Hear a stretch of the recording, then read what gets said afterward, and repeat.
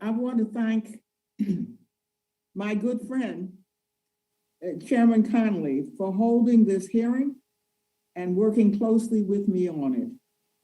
This subcommittee and the Committee on Transportation and Infrastructure Subcommittee on Highways and Transit, which I chair, share jurisdiction over Metro.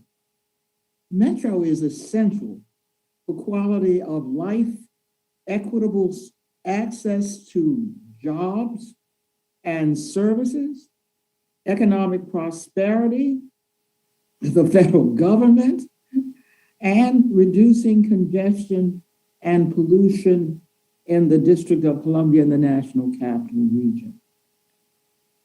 In order to retain the benefits of this public transportation network for individuals, families, businesses, and the federal government, we must regularly evaluate Metro's funding, operations, governance, and oversight.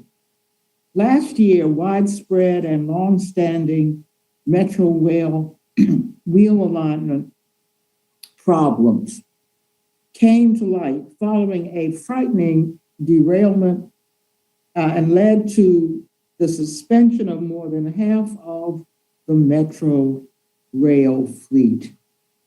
We now know the Metro employees detected these problems years ago, but apparently said nothing to General Manager, the Board of Directors, or the Washington Metro Safety Commission.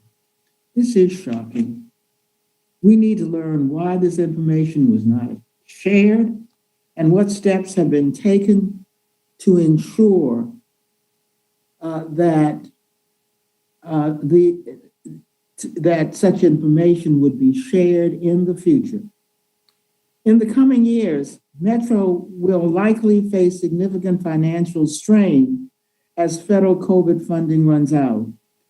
Like almost every aspect of American life, Metro's ridership and revenue have been heavily impacted by the pandemic. The mass shift to telework during the pandemic has created widespread interest among employers, including the federal government, in permanently expanding telework. As a result, many of Metro's former riders may not return or may use the system less frequently. An enduring reduction in ridership presents a risk to Metro's financial future. I'm interested in how Metro plans to adapt. I have always supported the special federal funding that Metro receives for capital costs, and I remain committed to securing operational funding for Metro as well. Through the bipartisan infrastructure law, Congress reauthorized capital funding for Metro through fiscal year 2030, and I am grateful for that. Metro will receive $150 million annually, which will be matched by funding from the district, Maryland, and Virginia. It will also receive enhanced formula funding for capital investments.